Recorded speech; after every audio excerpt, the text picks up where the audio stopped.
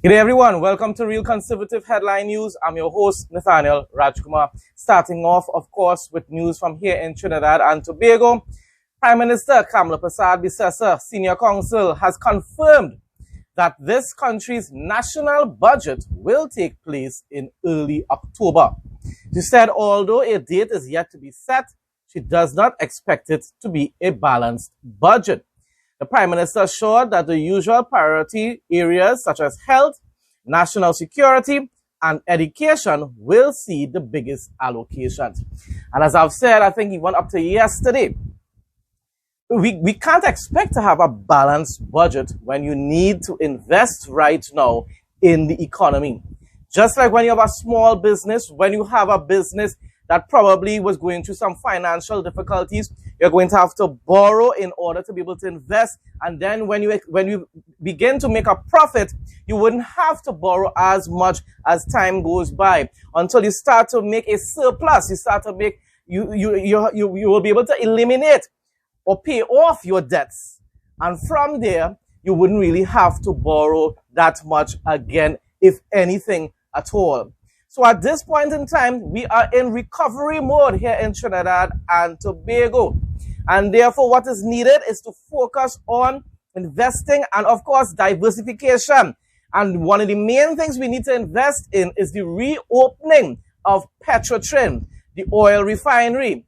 That is the backbone of our economy, people. And once we do that, the economy will definitely begin to be stimulated again, and the recovery process will begin. So, of course, people, once again, we have to have understanding. The media may not, or some of the population may want to know, well, why it is we're going to have a deficit in the budget. But put it from a normal, everyday perspective, people. If you have a small business and you're probably in debt, but there's no way to be able to come out of that debt that you're in without having to even borrow more money to be able to invest into the business to expand. And therefore, you will be able to generate a larger amount of what? Revenue. And from there, you can pay off your debts while also continuing to expand to increase your revenue even more, people. It's all about common sense. It will be early October, not a fixed date yet, but it will be early October, which is not too far away. We're busy working on those. In fact, before I came here, I had a bundle of proposals for the two sides, this revenue and expenditure. I do not believe we will have a balanced budget because we've inherited some really bad treasury stocks. We've inherited a lot of borrowings as well. I don't think we can have a balanced budget, so we may have expenditure outpacing revenues. And so we'll have to find creative ways to supplement those revenues. So in other words, there will be a deficit. And we will have to find ways to finance that deficit. I've been in this parliament long enough, many of you have been around. There are creative ways of financing deficits, and we will utilize the tools that are available in terms of financing the deficit that we expect we will find. It may not be as bad as you think, but when we come, we will see the deficit for the last year, which is 2024. We are here just a few months for this 24-25, and therefore we're projecting another deficit for 25-26, which is a new fiscal year. Health, national security, and education still high on the agenda? Always. Always. The people's ministries are always very important.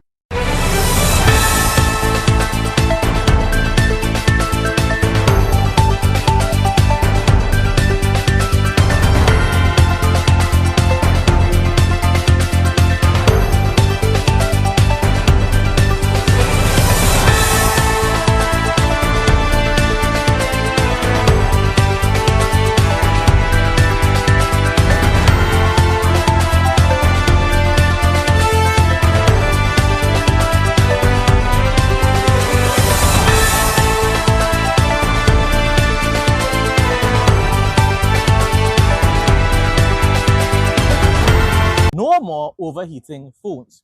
Cool your phones in seconds. Prevents damage to phones and battery issues.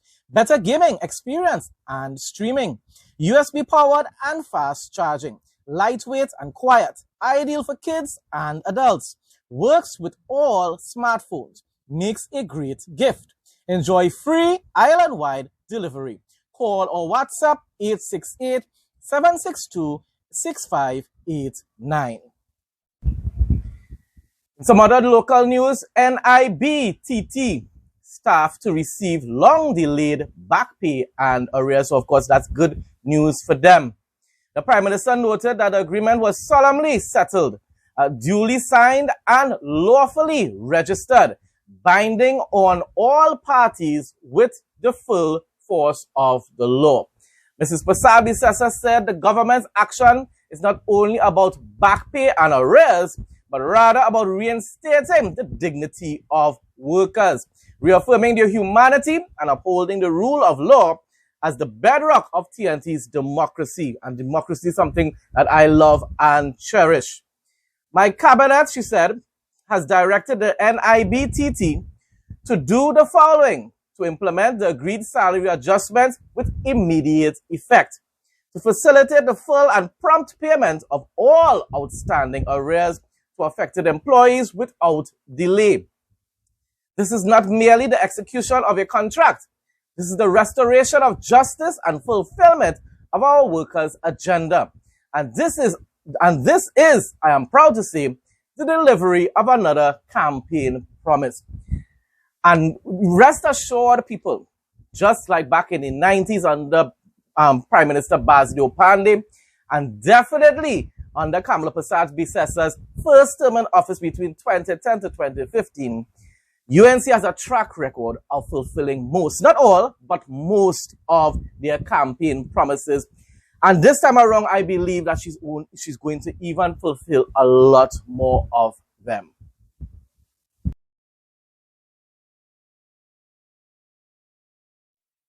You won't be disappointed with this one.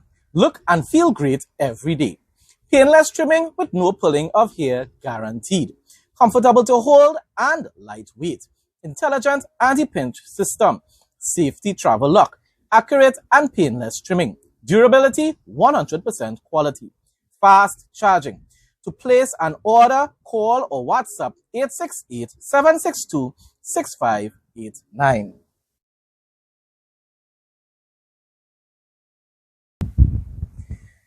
On Friday, the university welcomed 165 students as its first cohort into the pre-law program. Dean of the Faculty of Law, Dr. Alicia Elias Roberts, says the program was designed to introduce students to the foundational structures that would be presented in the degree. The study of law is very demanding.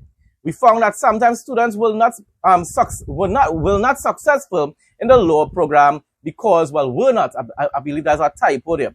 So some students were not successful in the law program because one of the reasons some students says is they weren't prepared for this.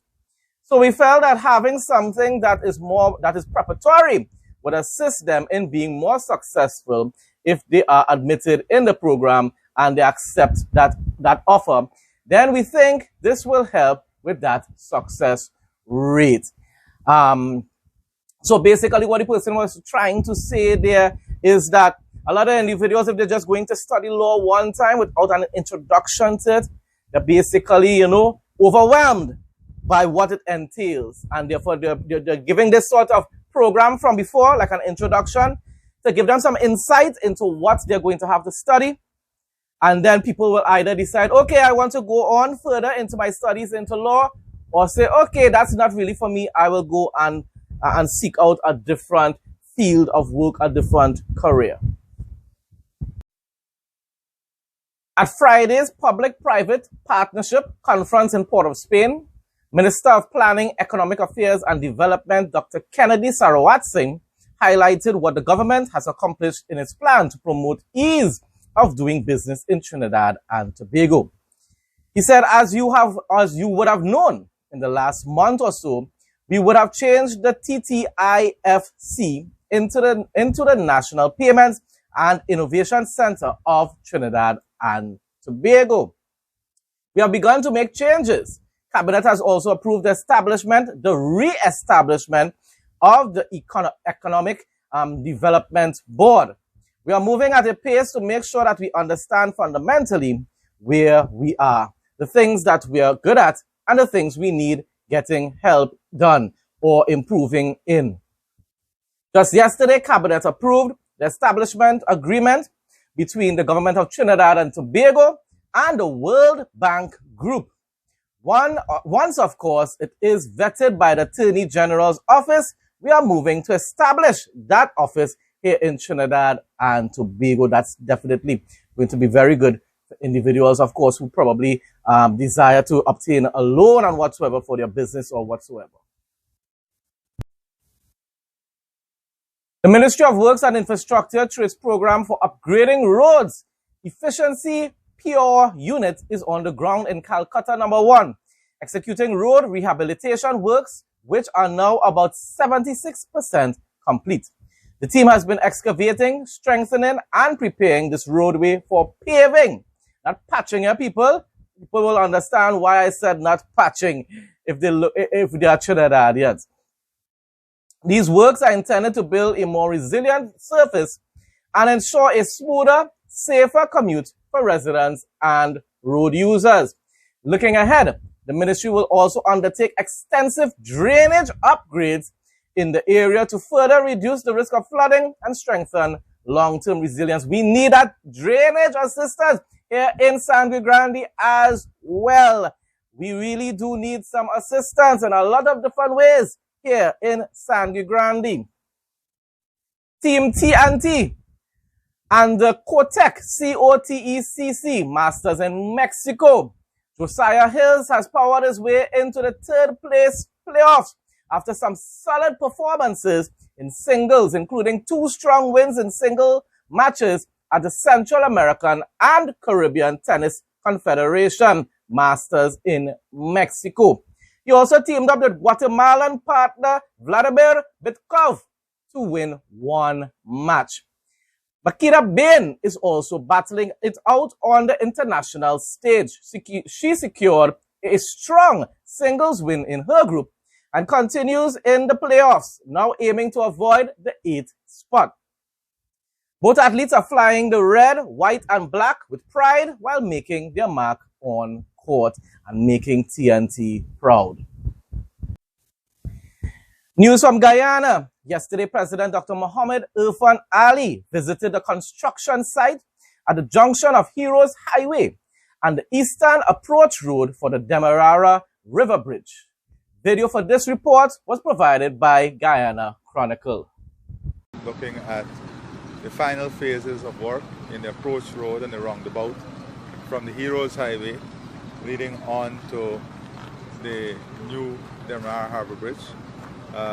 From everything I've seen and I've been told, we're looking for a opening before the end of this month. When I say opening fully for traffic.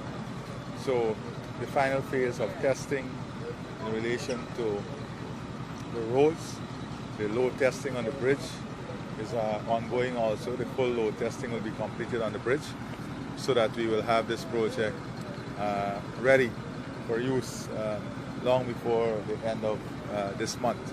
So I'm pleased to see the final phase of the approach road work and the roundabout. From what I've seen, that would also be completed in the course of another three days maximum, from what I'm told. What we are also looking at is the expansion of the Heroes Highway into adding 2 collectors lane to take the traffic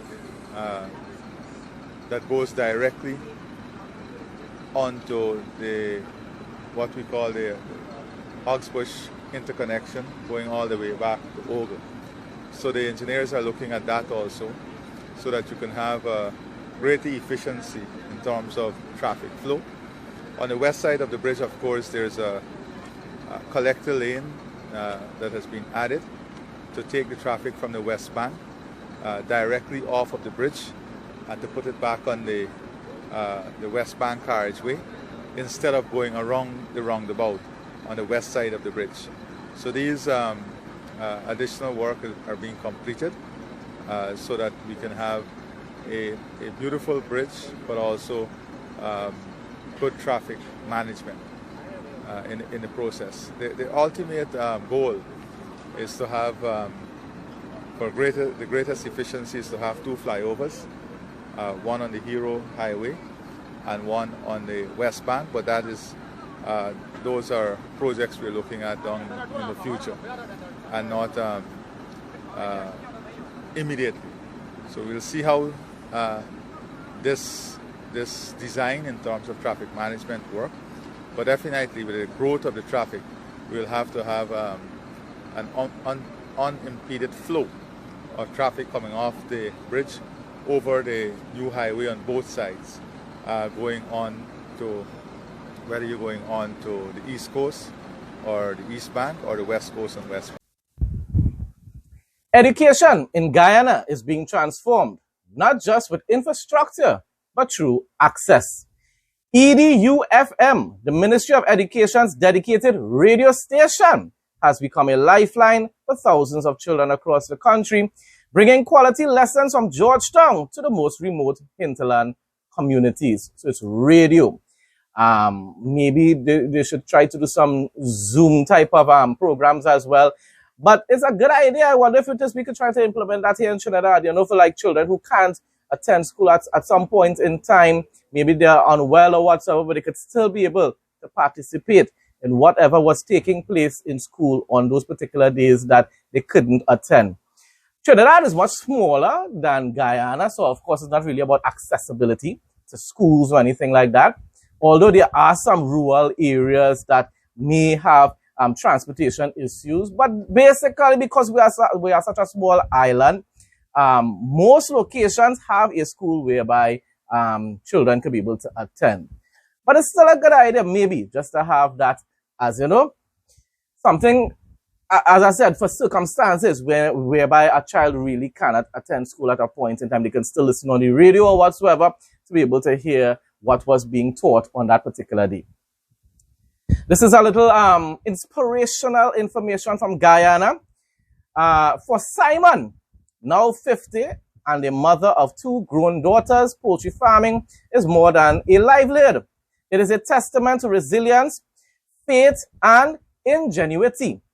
The journey began in 2001 with a modest investment of 150 broiler chicks and no formal training. She said, I knew little about poultry production, but I wanted to earn a little extra to support my family. She only knew that later on she was going to have a much larger business. At that point in time, I'm talking about. Simon didn't stop at broilers. Today, her small, and that's years later, and she did. I didn't include it in this report because it was extremely long, and of course, the platform that I'm on here.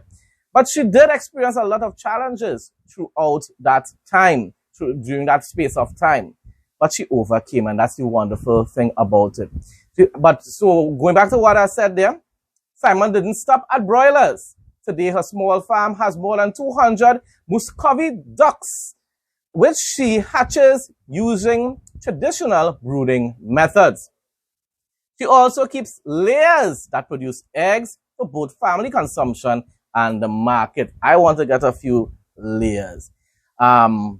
If I had to mind chicken in general, it would just be for pets though. But you see, like the layers will be for the eggs, and basically they will be pets as well. We'll have space here for that though.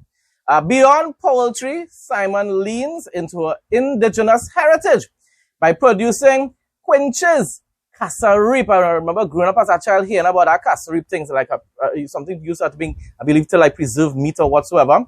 Cassava bread. I haven't tasted it in a long time, but still. Cassava bread and Piwari wine.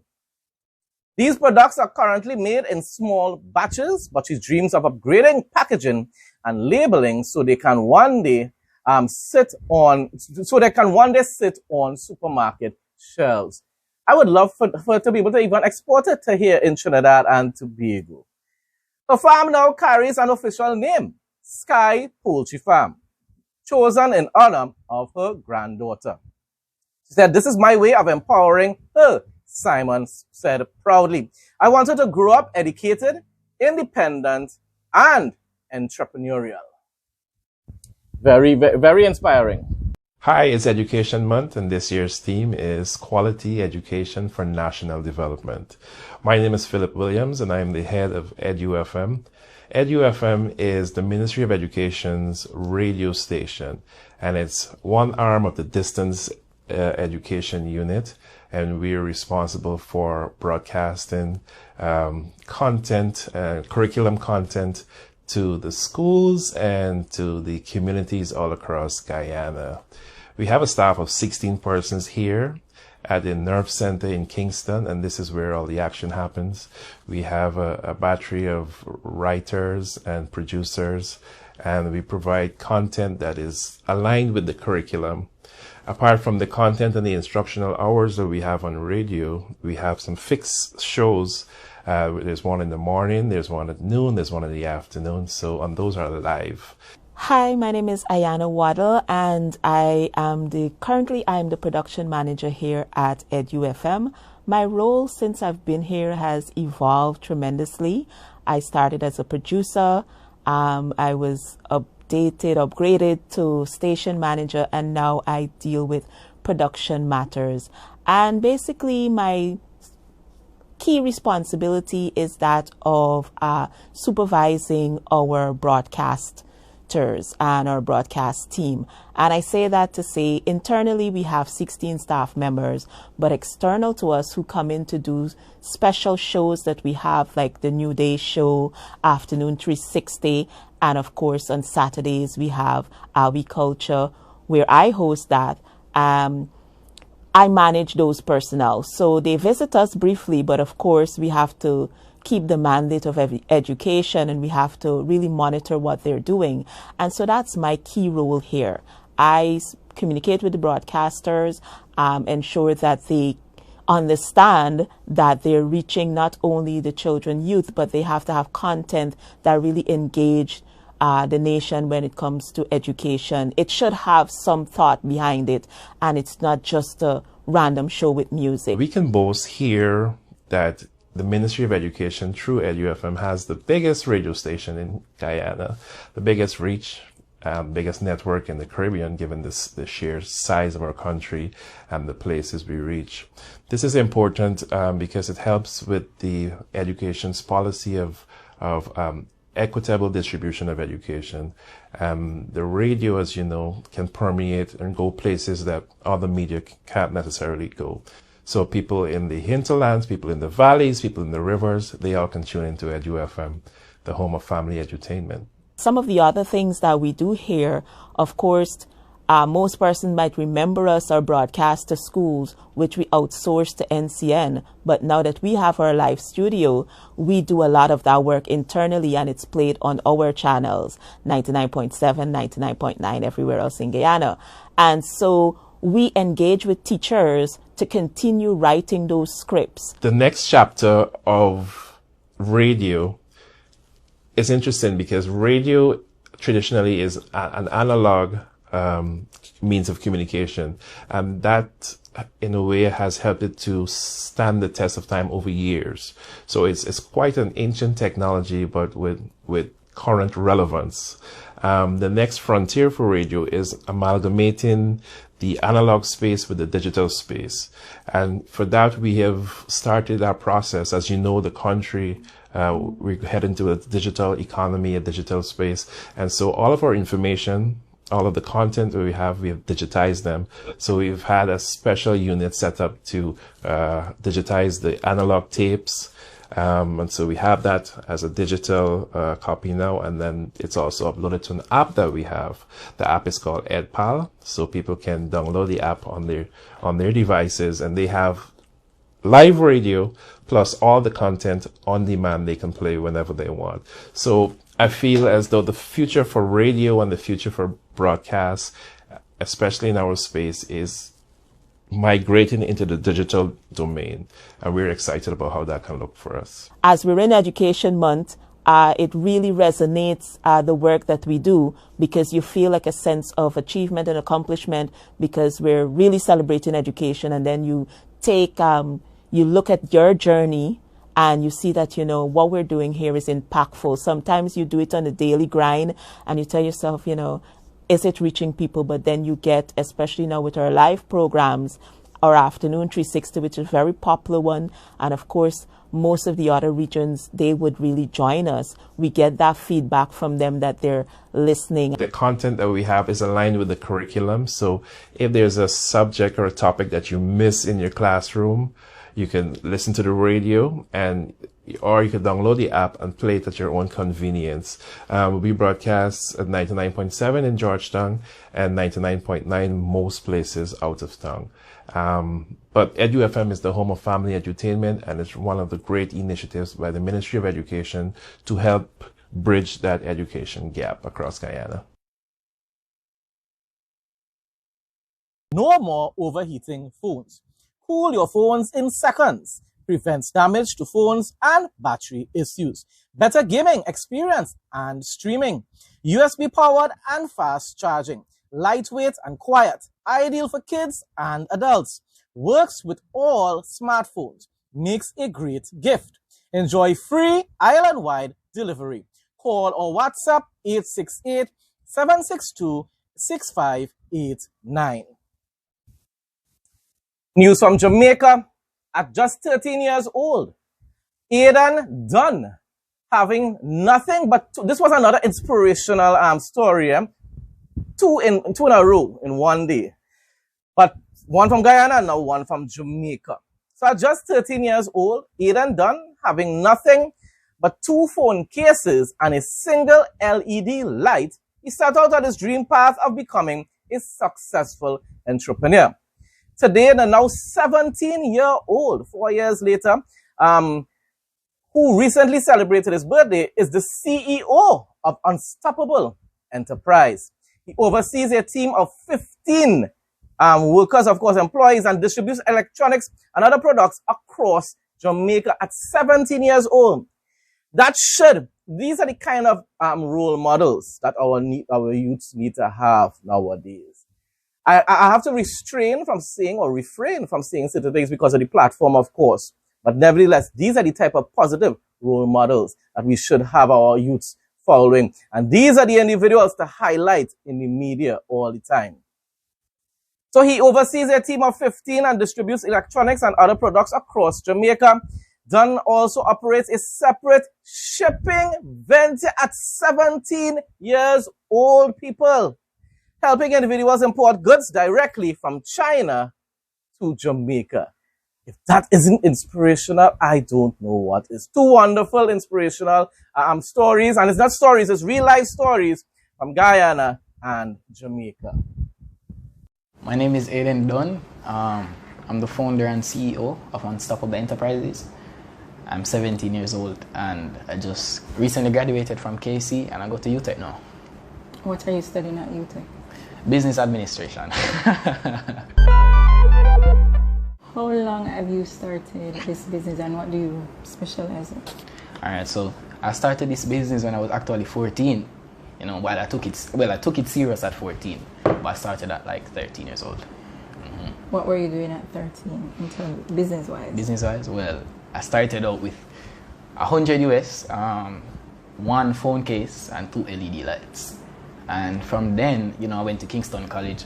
So what I used to do, they used to call me the plug because I was the connect for phone cases, LED lights, and etc. I used to just bring it in my bag, but you know, you have to hide and do that. So I did that. So you're selling these what? Electronics and small electronics? Small electronics. That's when I just started. You know, LED lights and phone cases were it for like 2 months, and then I branched off into some other stuff. And what are you now selling?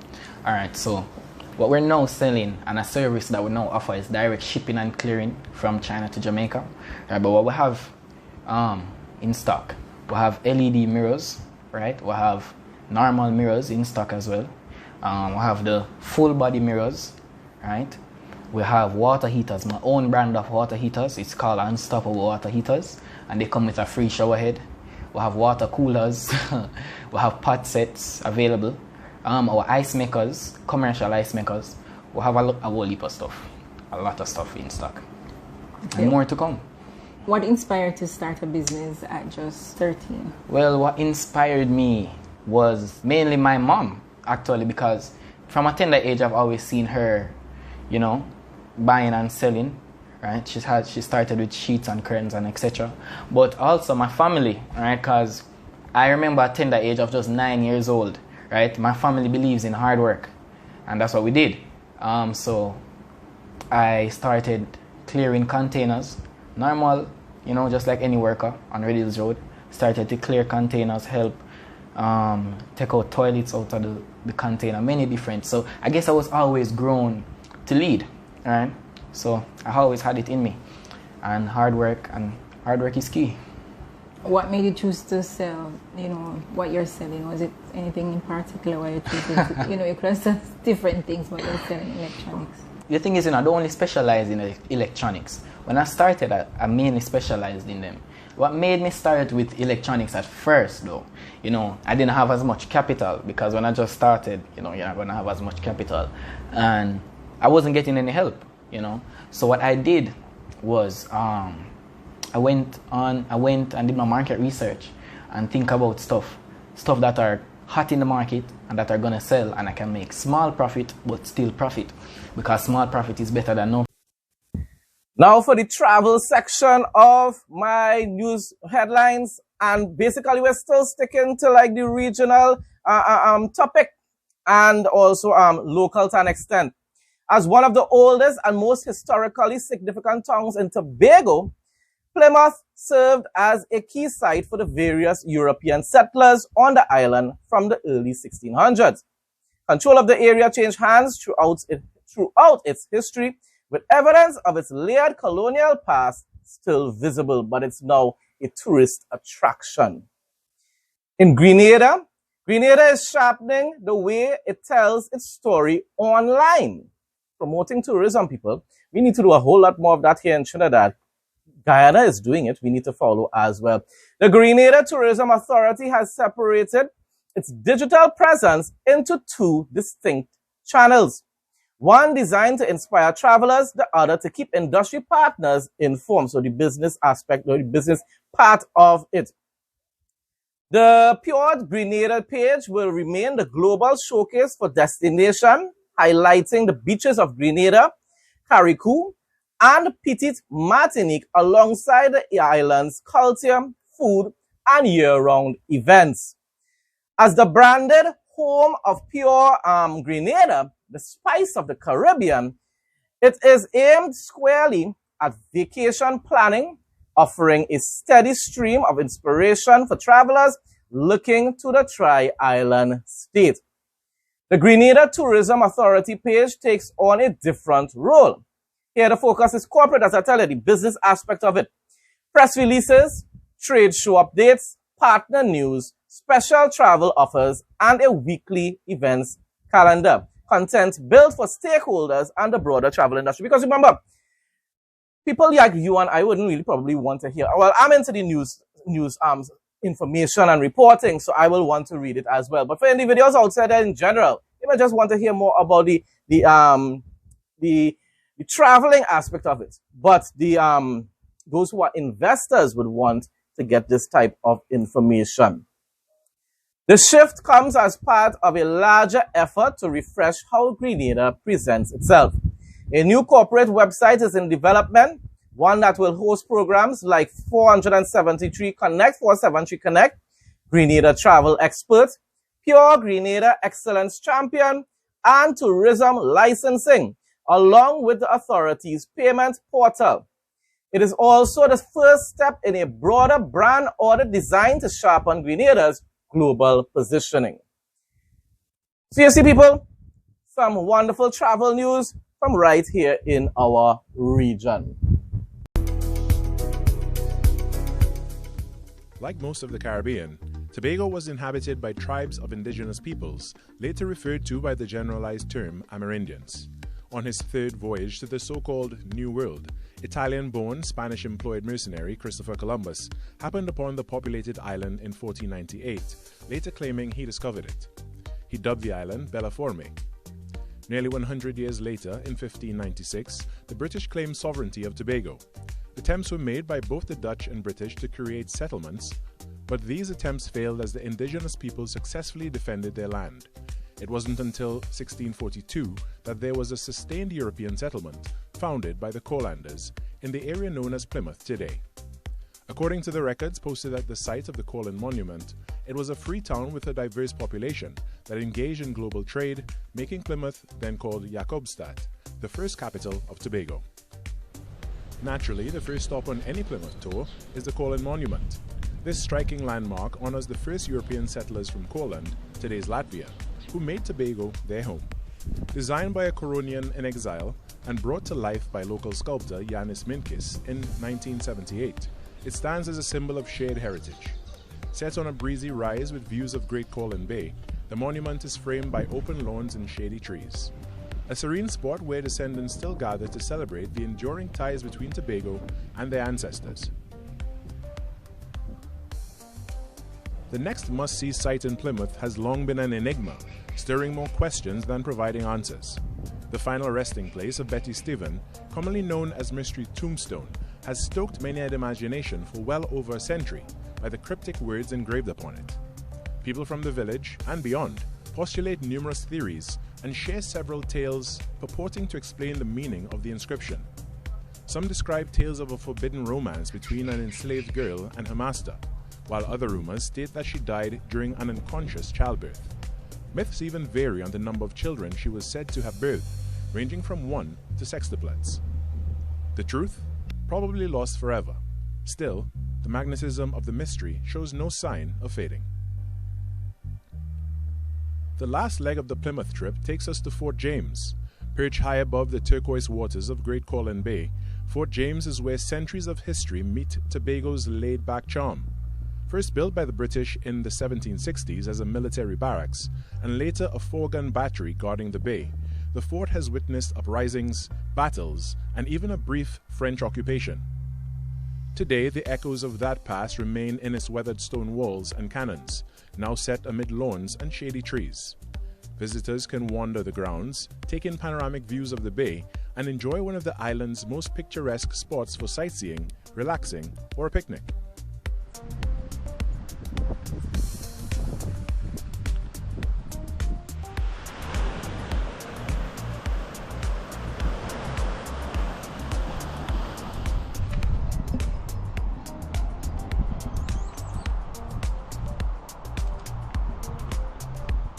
Plymouth sites show off Tobago's vibrant past and is a place where history lingers in stone and story. Yet, the island's natural beauty invites visitors to pause, take in the views, and feel the living connection between the Tobago of then and today. I'm Kyrie Roberts, giving you a glimpse into the paradise we have right here.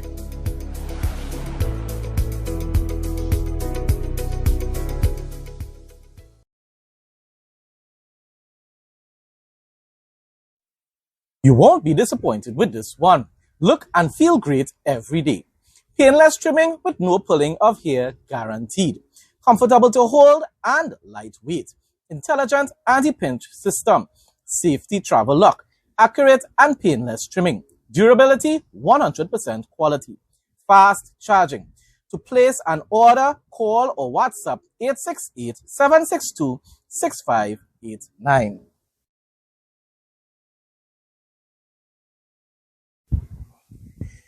Imagine seeing the world without the need to get on an airplane. That's exactly what around the world cruises are offering to travelers who want to see far-fetched places and only want to unpack their suitcases once. The person who's in charge said, "My clients also see this type of cruise as a safe and reliable way to see the world," says Tim Elrod, a vice president at Travel Nation. And while some may think world cruises are just for retirees, the travel style is really for anyone who has the time and budget. Exactly. If I had the budget, once again, I would carry my full family with me. I wouldn't like to go anywhere by myself. Nah, man, if I had a travel is to, interact with my family as well and have fun with them as well. This is especially true as more mainstream brands like Royal Caribbean and Princess Cruises tap into the market. Folks, that brings us to the end of today's news headlines. Thanks again to everyone who continues to support my content. Please like, comment, share, subscribe. Stay blessed and stay safe most of all. In Jesus' name.